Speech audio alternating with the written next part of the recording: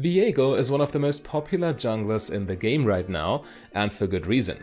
While it is true that he can be very intimidating for newer players since he is so hard to master, adding him to your champion pool can be just as rewarding as it is effortful.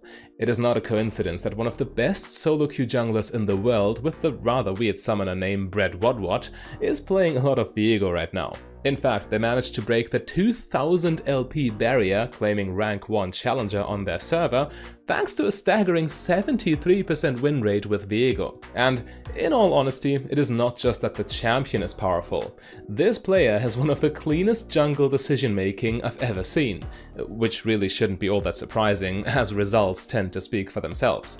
However, before I show you exactly how he plays Viego to hard carry his solo queue games, let's first go over the runes and items. Bread's preferred Viego rune page is Conqueror, Triumph, Legend Alacrity, and Last Stand, with Magical Footwear and Cosmic Insight secondary. Conqueror is Viego's most popular keystone by far, which shouldn't come as a surprise at all. It is easy to stack since you're a melee champion, and the stacking AD and healing at max stacks goes a long way as well, because Viego wants to engage in longer duels. It has great synergy with Viego's kit and is perfect for longer teamfights. Now in the next row you want Triumph, especially because of those longer teamfights, because this rune synergizes inherently with champions with reset mechanics, and Viego is the champion with reset mechanics. The design is all about getting that first takedown and then going from there, and Triumph keeps you healthy while doing that. Legend Alacrity is the default choice for the next row, also because it increases your clear speed even in the early game due to the bonus attack speed from 0 stacks, but in some matchups where the tenacity is really important, Legend Tenacity is an alternative pick. You gotta keep in mind, Viego is quite squishy for a bruiser champion and very easy to one-shot once you miss position or once you get locked down by crowd control, so the choice between Legend Alacrity and Legend Tenacity is not as clear-cut. If you have a feeling that the enemy team might be able to lock you down easily, just be safe and go Tenacity. Now the fourth slot on the precision path is very interesting because most Viegos take Coup de Grace, and it makes sense thematically. Viego is designed to execute low health targets.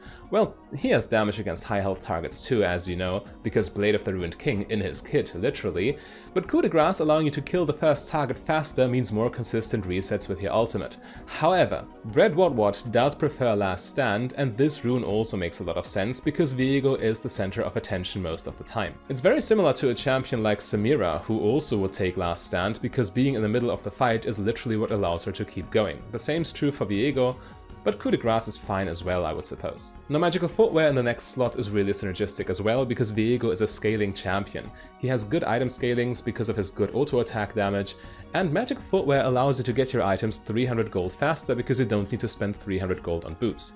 Also, the fact you can't buy early boots doesn't hurt either. It's of course still a disadvantage to some degree, but Viego doesn't really care as much. He has bonus movement speed when in mist, and he has his dash with his stun. Now Cosmic Insight is really a no-brainer. More uptime on trinkets, but most crucially on your summoner spells, including Smite. The more smites you can get, the better, and Cosmic Insight is an auto-include for that reason. Now there's one extra detail we need to address here, and that's the magic resist shard chosen in the matchup or in the game we're about to analyze. Normally the armor shard is very important for junglers because it makes your clear healthier.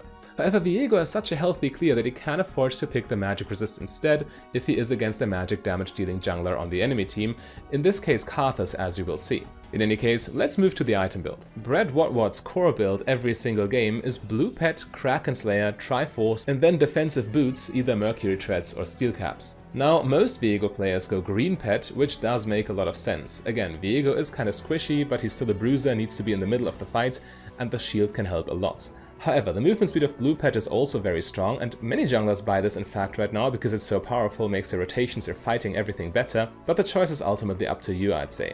Now the first item, Kraken Slayer, is also just fantastic. Any other option would be too passive, and the damage from Kraken Slayer is just crazy on this champion. The item even synergizes with your kit directly because of your Q ability. Again, you get a double auto attack after Q, which counts for Kraken's passive, so you get the bonus damage proc very easily. A perfect duelist item, so it makes sense a champion designed for dueling is making good use of it. And despite being an AD carry item, Viego even has a small crit scaling in his ultimate, so there is a slight extra synergy there as well. However, as good as your damage is at this point, you are very squishy, which is a big weakness, but Triforce fixes that to some degree. It has a lot of health on it, but the other stats are also perfect for Viego's combat patterns. It rewards you for staying in longer fights, which synergizes with a duelist playstyle, but also the Sheen passive works perfectly with Viego's Q. With these two items and your passive, you honestly have all the damage you could ever need, and defensive boots are a logical choice as a consequence. Again, you might be tempted to buy attack speed boots, but this would be a mistake. Other champions can get away with this, mostly AD carries, because they have the range to stay safe, but Viego doesn't have that luxury. Again, we can draw another AD carry comparison here, who are also on-hit attack speed focused champions most of the time. So Samira, for example, could also do well with attack speed boots in theory, because she has a lot of damage. However, she needs to get in there, just like Viego, and just like Samira, Viego wants defensive boots as a consequence. Now for the late game items, Viego has a lot of options, but Red Watch pretty much only picks the items Sterak's Gage, Black Cleaver, Wit's End or Guardian Angel, depending on what's most valuable in the current matchup. Wit's End and Guardian Angel are of course valuable resistance items while still keeping your damage high, and Black Cleaver is perfect against tags. Sterak's Gage is a kind of an interesting choice, which is not too common on Viego. Most Viegos go for Death's Dance or something for their most common, generally good resistance item, but Sterak's Gage with his Lifeline passive has inherent synergies with Last Stand, just something to keep in mind. In any case, now that you know the build, let's jump right into the analysis. Viego starts his clear in the top side in this game, and this is mainly because bot lane is a very juicy gank target, especially for level 4 ganks. The reason for this is that Viego is very strong when he can follow up on his allies' CC, and Thresh is just a crowd control machine. Landing his hooks and then turning Viego in is exactly where you want to be. So after clearing blue buff, you clear the Gromp, then move over to Wolves of course, before making your way to the bot side jungle. And here a quick side note for the newer Viego players, you are of course wanting to use your mist to get the increased attack speed, but never use the mist upwards. Do it like this player here, and use mist on the wall below you so you don't give off information to the enemy, because the mist is visible to them. In any case, you start the game with a general game plan and an idea of where you want to be at which stage, and if you're playing against a weak early game jungler such as Karthus, you don't need to worry about invades or early 1v1s or whatever. After taking down Krugs for the full clear, you will reach level 4, and then you are strong enough for an effective gank.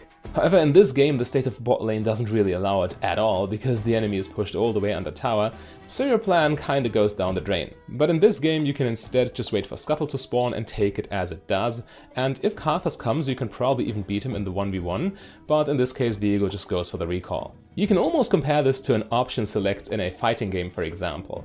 In this case, of course, it's League of Legends macro, but if the gank bot lane doesn't work out, you just continue clearing. Again, Viego scales incredibly well, so getting the full clear in with his fast clear speed is valuable for your team as a whole as well.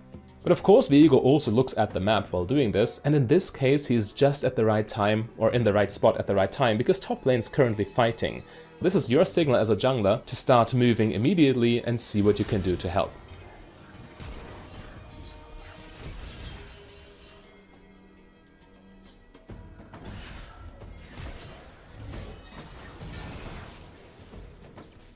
I mean, this is common knowledge for most junglers, but it's important to keep in mind that this applies in all elo brackets. You always want to gank or participate or swing in your favor an actively trading lane. This is the most valuable thing you can do for your team in the early game, and this goes a long way in terms of snowballing. Of course, in the meantime, your bot side jungle respawned, and you do want to keep your farm as high as possible. Again, scaling is important for this champion, especially reaching level 6 power spike. Now, when looking at the state of bot lane, it is of course still a nice target for you, because again, Thresh chain CC into Viego follow-up is just perfect. However, the enemy are playing it so safe that you can barely do anything here. However, you still want to keep an eye on bot lane every now and then, because this dragon is not something you want to give to the enemy for free. You need to show presence. In any case, here's a jungling rule that most people actually do ignore when playing jungle. I mean, the temptation is also real. Your teammates might be begging you, please come gank my lane, perfect setup, enemy no summoners, whatever. No, you need to play a textbook jungle in order to win, in order to carry. And a very important principle is you want to snowball already winning lanes. Look what happens here.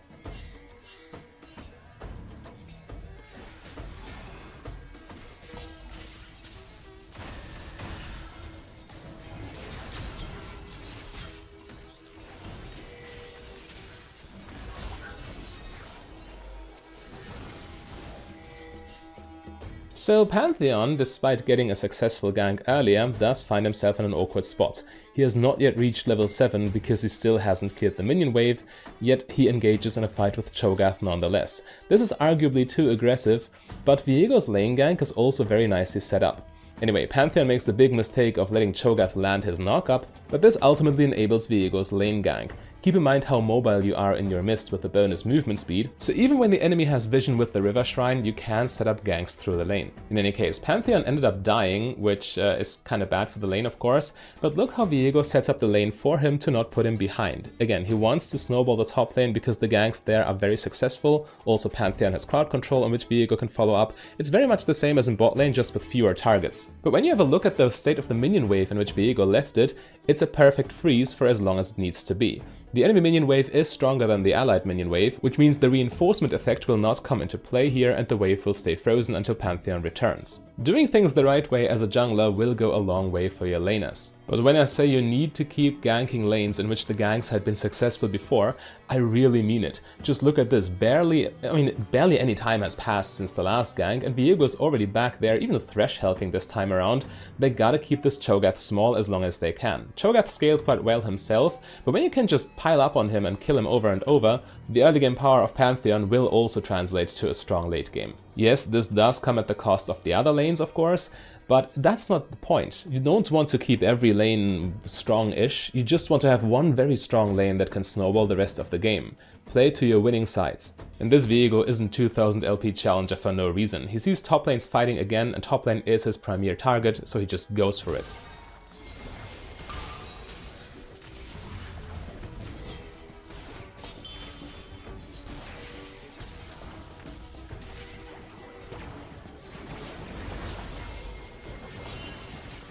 Yes, there are a couple of things that went wrong here, as you saw, but this should never affect your decision making as a jungler. You need to make the correct macro calls, and how the micro plays out, especially when it's all on your allies, doesn't really matter too much. You can't influence it anyway. Here Pantheon overextended and died anyway, but Viego's play still doesn't change. He is perfectly equipped to deal with high HP targets due to his percent HP passive, and even though this looks kinda close, it really isn't, because Viego can always dodge Cho'Gath's knockup on reaction. You just dash when the animation plays and then you keep kiting him or keep auto-attacking him. Arguably, maybe Syndra wasn't even needed there. Arguably, Viego still had the resources to take down Cho'Gath with his ultimate and with his auto-attacks. Of course, between all the planning, ganking and fighting, you should also not neglect your jungle clear. You need to keep your XP and your gold income high so you can stay relevant and keep scaling. Nonetheless, the longer the game goes, the better for Viego, and he's especially strong when it comes to taking down big jungle monsters such as Herald, Baron or Dragon. And the enemy, if they try to challenge him, they should really coordinate their attack carefully, because Viego can snowball out of control really fast in teamfights.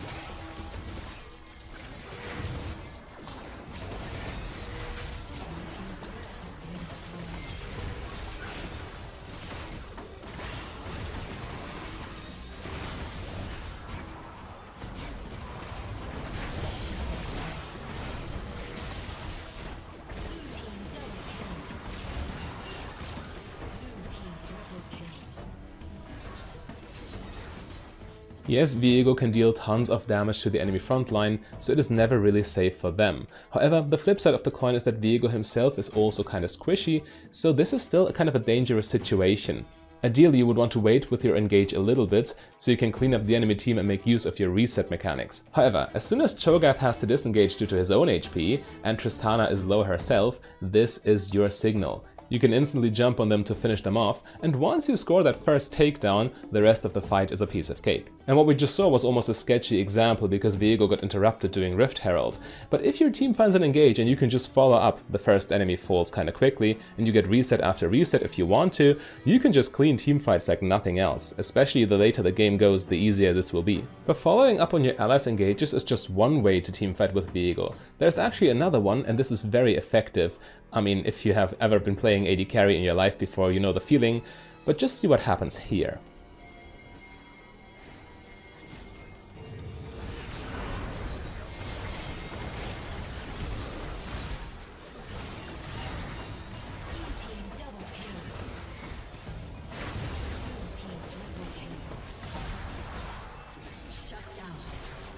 Viego might be a rather squishy bruiser, but he is still a bruiser as a matter of fact, and has the strong engage tools. So if you're able to find a flank angle and land a stun on the enemy backline, you can just go ham. They are more squishy than you, and you have the burst to take them down, especially when your team can follow up.